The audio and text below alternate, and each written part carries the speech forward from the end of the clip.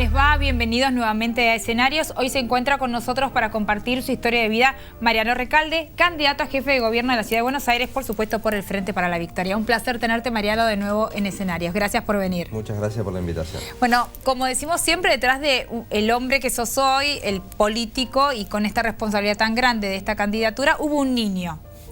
¿No? Un niño. No tan travieso como yo pensé que podía ser, pero hay un niño, siempre, sí, por supuesto, hay un niño. ¿Que creció dónde? Contame un poco. Crecí en Recoleta. Empecé viviendo en Libertad y Posadas. A los pocos años me mudé con mi mamá, cuando se separaron mis padres, a Pueyrredón y Guido. Y tal vez por eso empecé a estudiar Derecho. Me quedaba cerca de la facultad. ¿Vos decís que fue eso? ¿No fue influencia? Una mezcla de cosas. Una mezcla de cosas, ¿no? En aquella época decía que ya tenía los libros, me quedaba una cuadra de la facultad, mis dos viejos eran abogados. Dije, bueno, no me queda otra. No, antes fuera de cámara, que yo digo que algún día vamos a hacer un programa de todo lo que sucede fuera de cámara, te preguntaba si en la mesa familiar o esto en las familias, ¿no? Hay como estos mandatos con todas las palabras, ¿no? Tenés que ser responsable, tenés que estudiar, el que estudia logra objetivos o te da más posibilidades para el trabajo. Eso estaba... No había un mandato explícito. No. Para mí era natural, para mí era lo que había que hacer, pero nunca me dijeron, vos tenés que ser abogado, tenés que ir a la universidad. Bueno, quizás lo del abogado... De hecho, el colegio secundario lo elegí yo. Yo elegí ir al Nacional Buenos Aires, porque en la primaria muchos compañeritos querían ir a ese colegio y yo le dije a mi mamá, quiero ir a ese colegio. Era más por cómo transcurría la vida que por algo específico. Igual tu padre, bueno, le recordamos a la gente y lo sabe. Uno cuando es chico piensa que la vida es de una sola manera. Y para mí era de esa manera y no veía otras. Lo raro es que para tus hermanos también fue así, porque viste que uno sí trae a distintas... No tanto. Era como... No tanto. Pero eran todos responsables también. Sí, responsables, no le causaban problemas a mis padres. Pero mi hermano a los 19 años hacía malabares en los semáforos y se fue a Francia a hacer circo. Mi hermana entró al Colegio Nacional de Buenos Aires, pero lo dejó en tercer año y ahora es actriz. Y se dedican al arte y otras cosas. Mira, o sea, no hubo esta cosa mandato de la política. No era algo cerrado ni que se pudiera modificar. No, está bien, o sea, había como Después mucha libertad. Después mi hermano volvió. Volvió de Francia, se puso a estudiar Derecho, ahora es un abogado que lleva adelante el estudio que tenemos con mi viejo y con él. Yo digo que hay cosas... que uno tiene como que romper por momentos, supongo. Cada uno lo vive de una forma distinta. Vos tomás ese mandato patriarcal implícito o no, o lo soltás en función de la necesidad y después elegís realmente lo que te sirve y está bárbaro, que es lo que quieren los padres. Y me di cuenta que lo elegí porque cuando terminé la carrera de abogacía dije, no sé si esto es lo que me gusta, y me puse a estudiar periodismo. Me gustaba... Comunicación. La comunicación, siempre me gustó la política, me parecía que a través del periodismo podía... Era una época bastante complicada, me parecía que a través del periodismo podía ser más útil para modificar las cosas. Bueno, estudié un año de periodismo y dije, no, me gusta la abogacía, me gustaba defender trabajadores y creía y me convencí de que a través del derecho, de la abogacía, podía hacer justicia. Claro, bueno, a ver, tomando un poco lo que tu papá originalmente comenzara, digamos, ¿no? Y para la gente le decimos el sector Recalde, muy vinculado al sindicalismo actual, diputado. Y a la defensa de los trabajadores en general. ¿Y eso lo viviste de temprana edad? Yo creo que en la Ciudad de Buenos Aires, no sé qué porcentaje, pero una enorme cantidad de las personas que trabajan pasó por el estudio de mi viejo alguna vez a hacer alguna consulta. Y a defender sus derechos. Bueno, ¿te sirvió entonces la comunicación para darte cuenta que lo que habías elegido? Hace 50 años que tiene el estudio de mi viejo. Sí, hace un montón. Un estudio de los más importantes en derecho laboral de la Argentina. Todavía usaba trenzas a tu papá. Mira, yo usaba trenzas. ¿Vos o mi papá? No, tu papá nunca usó trenzas, cuando yo era muy chiquita. Bueno, la política era una cosa natural, o sea, como me decías recién. Algunos la tomaron como vos, otros no. Pero para mí fue una vocación. Incluso mi viejo tiene anécdotas mías de cuando era muy chiquito que me preocupaban los pobres. Y me acuerdo que me cuenta una anécdota, yo tenía 4 años. ¿Qué sentías? 4 años. Y entonces una vez le digo a mi papá, papá, ¿es verdad que hay que ayudar a los pobres? Y mi papá dice, sí, pero ¿y dónde aprendiste eso en el colegio? Y digo, hay cosas que se aprenden en el colegio y cosas con los años. 4 años. 4 años, con los años, con todo lo que habías... Ya mirabas para atrás con 4 años. No, y es una vocación. Yo creo que como tantas otras, la militancia política y la necesidad de cambiar las cosas y de mejorar el entorno y de ayudar a la gente es una vocación. Que sí, la tuve desde muy chiquito. Yo en la primaria, sin comprender mucho de ideologías, ni de doctrinas, ni de proyectos, sentía eso y discutía como un Boca River en esa época peronistas radicales. Después empecé a leer un poco más, me empecé a involucrar más en la militancia y siempre lo hice con una vocación, ¿no? Y con la vocación de cambiar las cosas. La verdad que hasta hace muy poco, nunca, y fueron muchos años, un par de décadas diría, sí, nunca del lado del gobierno. Siempre me tocó militar enfrentando a los gobiernos y a las políticas de gobiernos que para mi gusto le hacían mucho mal a la gente. Y hace muy poco, hace 6 años nada más, yo milito desde los 13, hace 30 años que milito. ¿El centro de estudiantes de mi colegio? De tu colegio. Yo milité desde el primer año del colegio secundario hasta el último. Los últimos 2 años fui presidente del centro de estudiantes. Y siempre me tocó desde un lugar de resistencia, de un lugar de oposición o de confrontación con las políticas de los gobiernos. De aquello que vos veías que no era lo correcto para tu país, para lo que vos sí, lo que yo consideraba que era malo.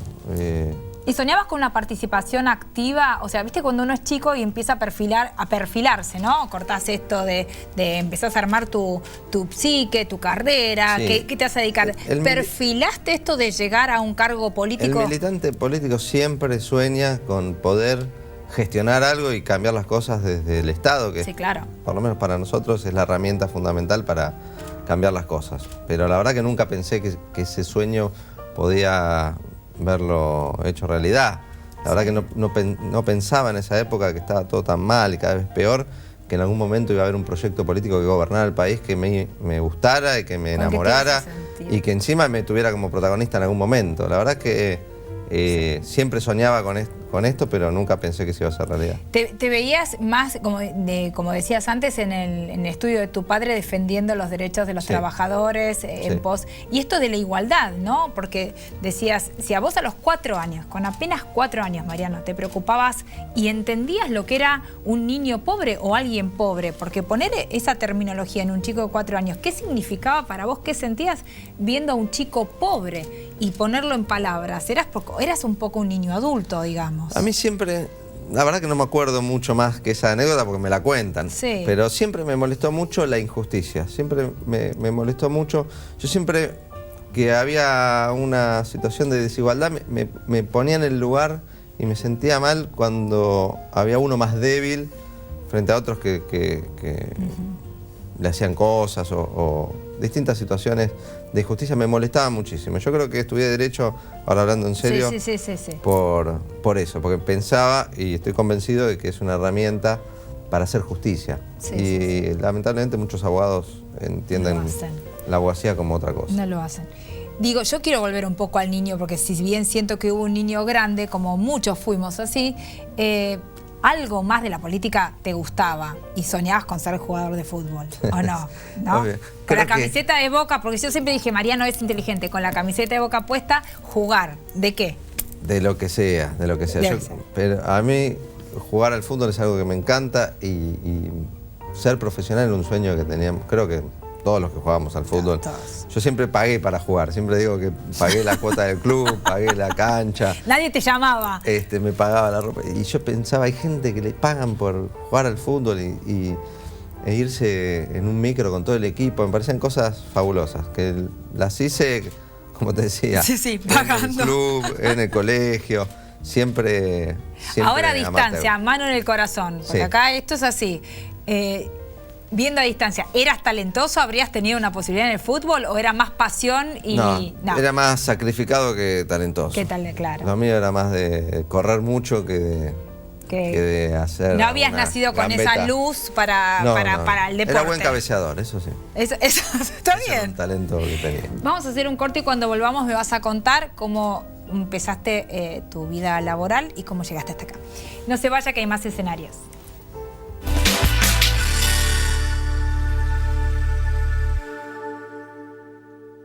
Nuestro desafío, ¿cuál fue?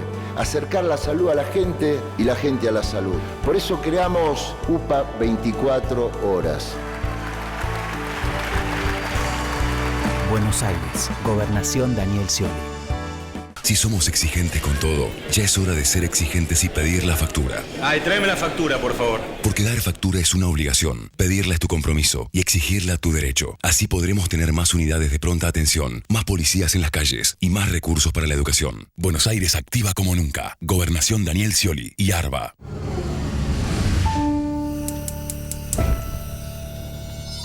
Con poco haces mucho. Haciendo un uso eficiente del gas, podés reducir los gastos de tu casa. Es tu decisión. Encontrá más consejos en metrogas.com.ar. Bueno, a veces el primer trabajo no está relacionado con la profesión, sino uno empieza a trabajar, porque en algún momento uno trabajaba. Y me contabas recién que cuando terminabas el secundario, si es que no te llevabas muchas materias o te iba bien, te hacías algo. Sí, yo terminaba el año lectivo y me ponía a trabajar generalmente en el estudio con mi viejo, iba en un grumín así, iba a llevar las demandas y los escritos a tribunales. Otro verano trabajé de cartero en un correo privado, hacía recorridos larguísimos, caminaba tirando las cartas. ¿Y eso te lo conseguías vos? Tirando las cartas no de tarot, sino... sí. Repartiendo las cartas en los distintos hogares. Sí. Me acuerdo me tocaba la calle Juncal, derecho, es un recorrido lindo, y otros que eran más zigzagueantes. ¿Y eso te los buscabas vos? ¿Era tu inquietud personal? Sí. Con amigos buscábamos trabajo para juntar plata para el verano. Otro verano que terminé bien con las materias, me quedaron 2 meses, trabajé de albañil en una obra que hubo de remodelación de lo que hoy es la sede de la Asociación de Abogados Laboralistas. Era tremendo, todavía siento el olor a cal, lo tengo impregnado. ¿Y tenías idea de lo que hacías? No, ni idea, aprendí.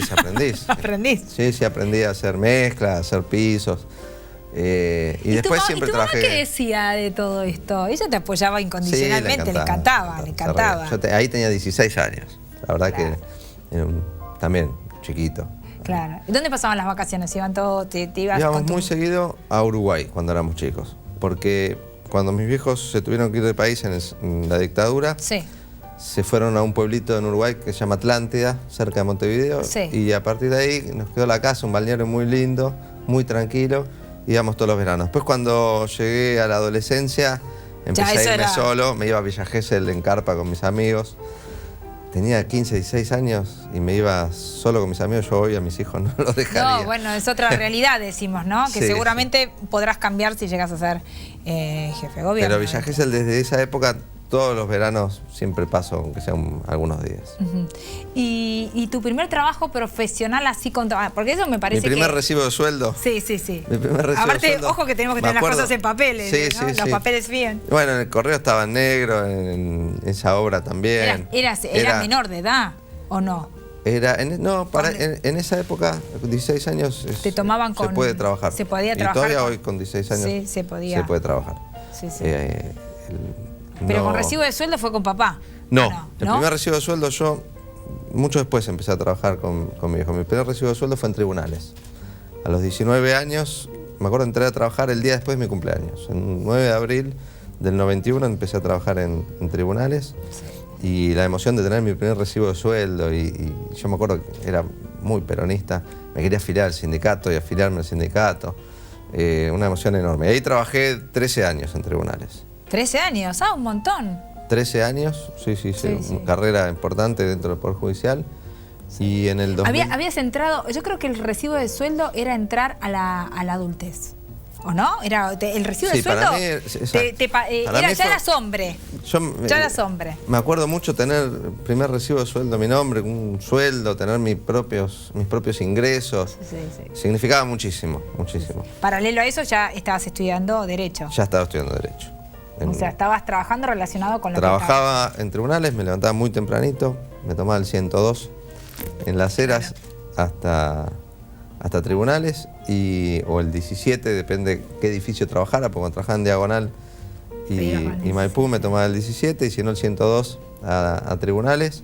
Entraba muy temprano, al mediodía pasaba por mi casa, almorzaba y llegaba corriendo a la facultad y me quedaba dormido en las clases después de almorzar. Era tremendo.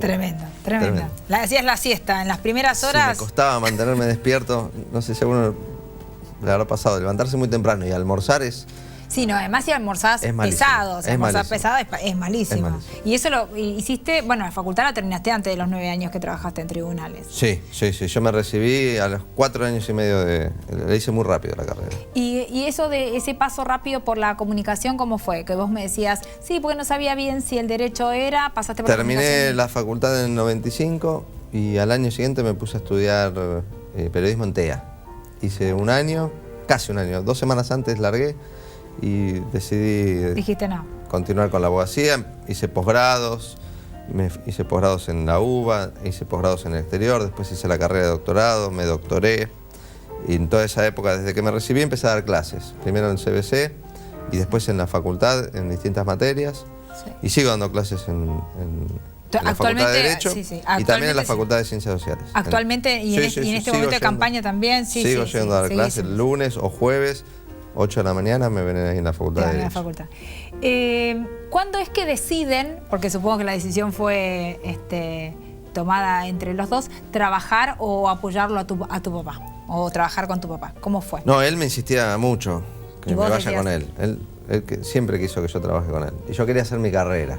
Pero la verdad es que después de un tiempo me di cuenta que estudiaba Derecho Laboral. Sí. Investigaba en temas de Derecho Laboral. Estaba en un juzgado laboral. Sí. Y ¿Era porque era lo querías mismo hacer mi tu carrera o porque no querías Sí. distorsionar el vínculo con tu papá? No, era porque yo quería tener mi carrera. No quería ser el hijo de... Era por eso. Sí, tenía esa cosa, esa resistencia, ese porque complejo. No sé si Cuando complejo, lo pude romper, pero... me fui, la verdad que mucho mejor es el trabajo para mí. Sí. Desde un estudio jurídico, tenía Otro. mucho más iniciativa, además ganaba mucho más plata. Claro, sí. Mucho Era más negocio plata. por Sí, todos sí, lados. sí. No, porque a veces lo que sucede es que esto de trabajar en la familia, decís, nos llevamos bárbaro, a ver si trabajando resquebrajamos el vínculo. Entonces la idea, eso no te lo nunca planteaste. tuve. No, la verdad que con mi viejo en eso tenemos... Bueno, y muy paralelo buena a esto, relación. Acompañaste, tenés una anécdota. Y ahora se incorporó mi hermano al estudio. Claro, porque ya largó hace muchísimo el tema esto de ser así como artista también, bohemio. Y tenés una anécdota que quiero que cuentes cuando tu padre era diputado y vos lo asistías en la Cámara. ¿Cómo fue? Tuvimos muchas anécdotas. Hay una que fue tapa de los diarios en aquella época. Trabajábamos en un proyecto de ley para derogar algo que ya no existe, tal vez muchos no recuerden y otros sí, que eran los tickets canasta. Eran esos billetitos Sí. que reemplazaban parte del sueldo. Sí. Los trabajadores, una enorme cantidad de trabajadores, cobraban parte de su salario en esos tickets que solo servían para cambiar por alimentos en supermercados o algunos unos bares o para restaurantes. almorzar también. Exacto. Sí. Eran 3 empresas que monopolizaban ese negocio, ese mercado de los tickets canasta, que servían a los empleadores para ahorrarse cargas sociales, porque era como un pago negro, legal. No pagaban cargas sociales por esa diferencia. Entonces, en tickets. vos cobrabas 5.000 pesos, en vez de parte 5.000 pesos todos en dinero, te pagan 4.000 pesos en dinero y 1.000 en tickets. Se desfinanciaba la seguridad social, vos ese dinero no tenías disponibilidad libre porque... Lo tenías que gastar en eso. Lo tenías que gastar en los restaurantes, o había cuevas que los cambiaban por plata, pero a menor precio.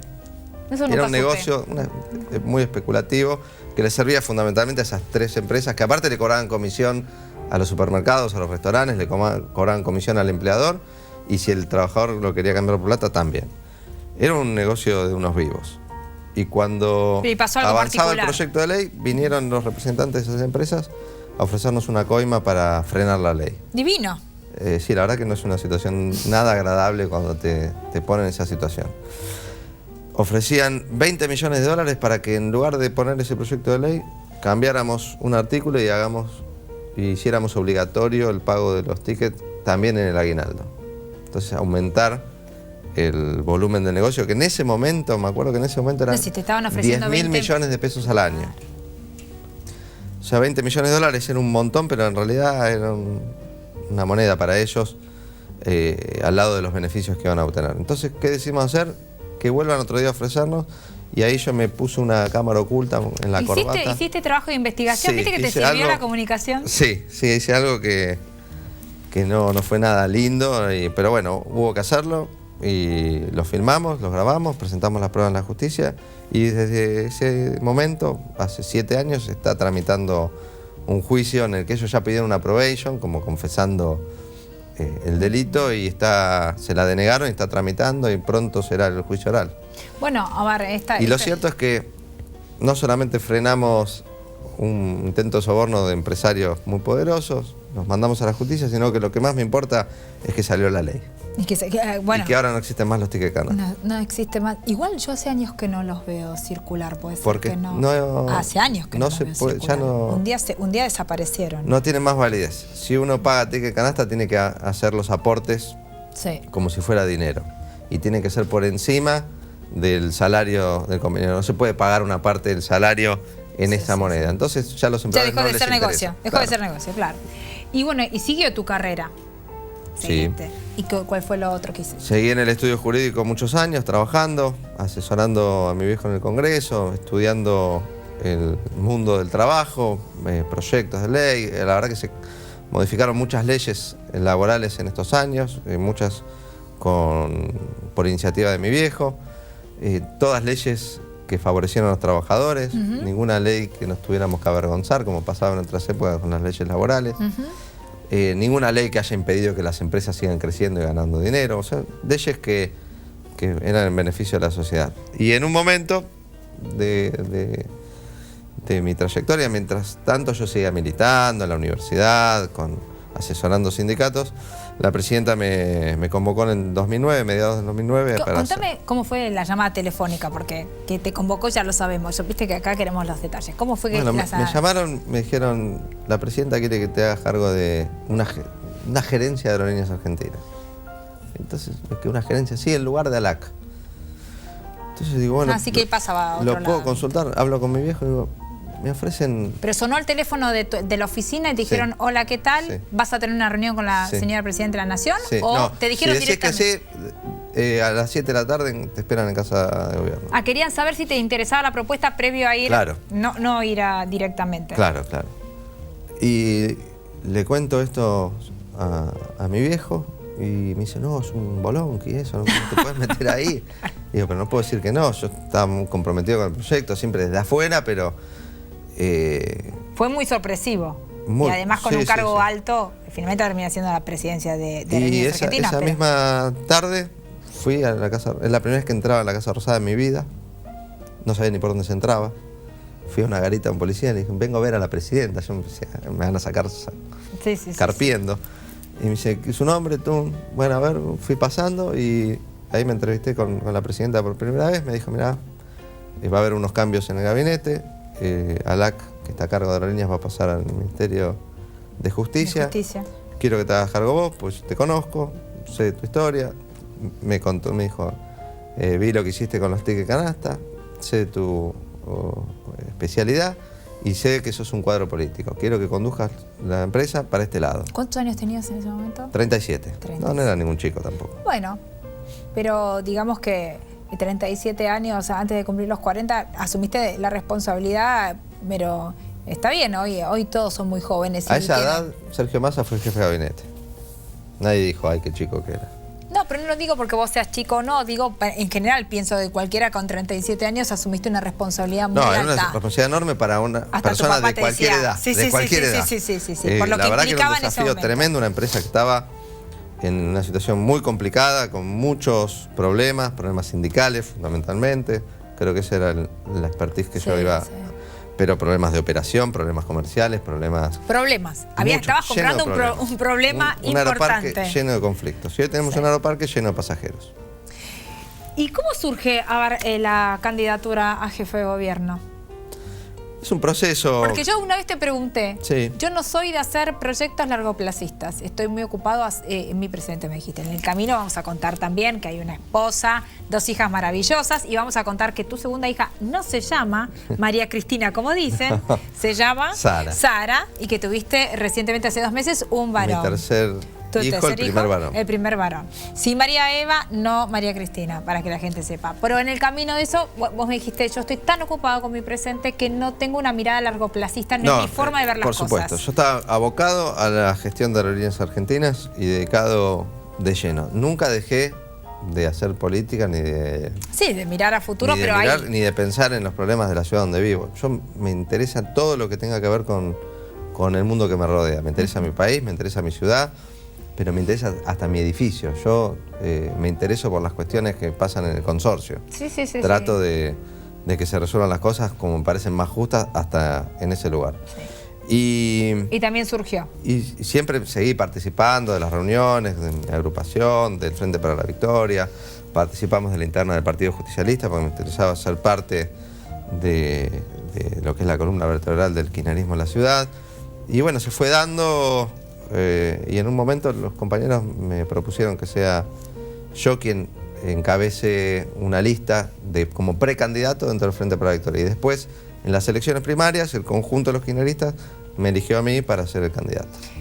Las 3 cosas más importantes en las que consideras que son más urgentes para modificar si llegas a ser jefe de gobierno. Muchísimas cosas. Lo primero que hay que hacer es cambiar las prioridades. La gran diferencia que tenemos con el PRO es respecto a las prioridades. A nosotros nos parece que una ciudad linda no es una ciudad que esté maquillada, que esté superficialmente linda, sino que va a ser una ciudad linda cuando sea una ciudad justa, una ciudad que incluya a todos, una ciudad cómoda. Y hoy no tenemos una ciudad que sea cómoda, ni que integre, ni que incluya a todos. Y no se han hecho en estos 8 años, con todas las posibilidades que tenía la ciudad, con el presupuesto con el que contaba, ninguna obra de fondo. Se han hecho canteros, techitos, una bicisenda, que eso la verdad lo puede hacer cualquiera. O sea, una inversión importante en infraestructura. Los cambios profundos que necesita la ciudad no se han encarado. Nos han prometido hacerlos porque efectivamente los vieron, pero no los quisieron hacer. Los kilómetros de subte que necesita la ciudad para aliviar el tránsito, la construcción de las escuelas que necesita la ciudad para que haya vacantes para todos, para que no haya problemas a la hora de inscribir o mandar un chico al colegio, para que todos tengamos la posibilidad de mandar a nuestros hijos a la escuela pública y no tengamos que pagar de nuestro bolsillo la educación que debe brindar el Estado, porque muchos porteños no tienen problemas de educación porque lo resuelven con su dinero, con su bolsillo, con su salario. Lo mismo pasa con la salud pública. La verdad que la mayoría de los porteños tienen resuelto el problema de la salud. Pero lo tienen resuelto con su bolsillo, o porque de su salario destinan una parte para la obra social, o con sus ingresos destinan una parte para pagar una empresa de medicina prepaga. Y la seguridad. El hospital público da vergüenza, da lástima. Yo vivo enfrente del Hospital Casa Cuna y cuando salgo bien tempranito, ver las colas de las madres con sus bebés o con sus hijos para conseguir un turno, dan bronca. Mariano, tengo que terminar. Un placer de haberte tenido en escenarios. Lo mejor, como le digo a todos. Y bueno, espero que vuelvas pronto. Por supuesto. En breve. Muchas gracias por haber compartido un pedacito de tu historia. Yo siempre digo que la gente se enriquece escuchando cómo otros lograron sus objetivos. Gracias por estar. Gracias por la invitación. Hasta la próxima. Ustedes ya saben, la cita es aquí todos los martes a las 18 horas. Y como le digo siempre, muchas gracias por estar de otro lado. I left you by the house.